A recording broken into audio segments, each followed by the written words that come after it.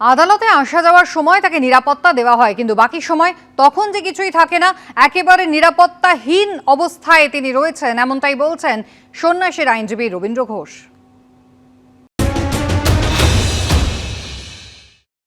আমাকে ওনারা প্রোটেকশন দিয়ে নিয়ে যায়, প্রোটেকশন দিয়ে আনে, কিন্তু আমার পিছনে কি হচ্ছে সেটা তো কেউ শুনে না। অর্থাৎ বলছে ভারতের দালালারা হুঁশিয়ার হুঁশিয়ার, ইসকনের দালালারা হুঁশিয়ার হুঁশিয়ার। এই যে ইন্টিমিডেশন, এটা ইন্টিমিডেশন, এই যে ভয় দেখানো, হ্যাঁ, যাতে করে আর পুনরায় আমরা কোর্টেও যেতে না পারি। তো বিচার মানুষ কি করে পাবে?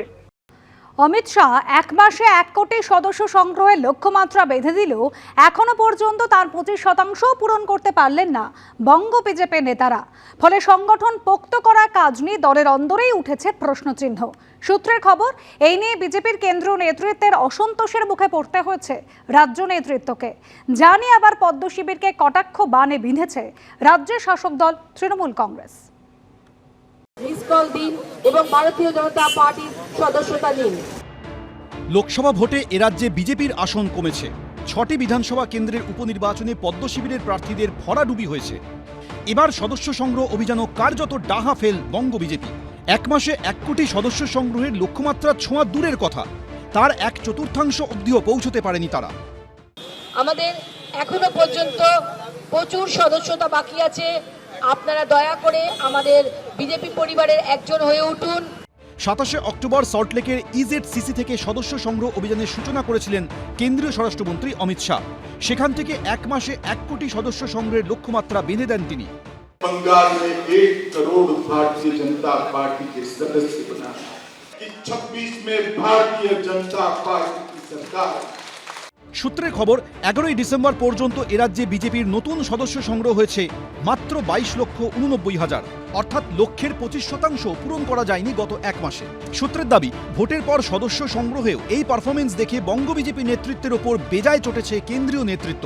গত শনিবার কলকাতায় কেন্দ্রীয় নেতৃত্বের সঙ্গে রাজ্য নেতৃত্বের দীর্ঘ বৈঠক হয়।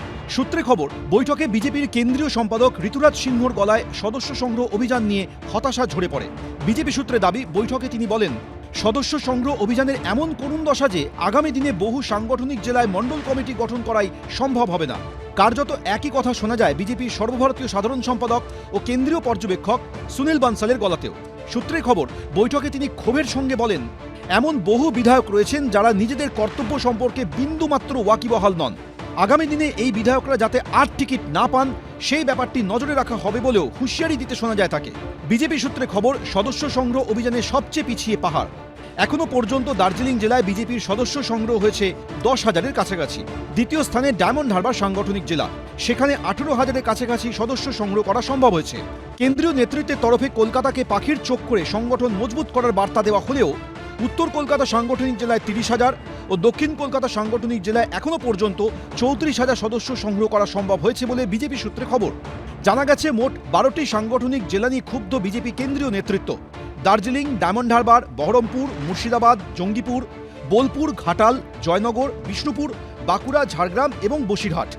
অস্বস্তির মুখে রাজ্য বিজেপির একাংশ যখন ঐক্যবদ্ধ থাকার কথা বলছে, তখন আরেকটা অংশ আবার বর্তমান নেতৃত্বকে কটাক্ষ ছুড়ে দিচ্ছে।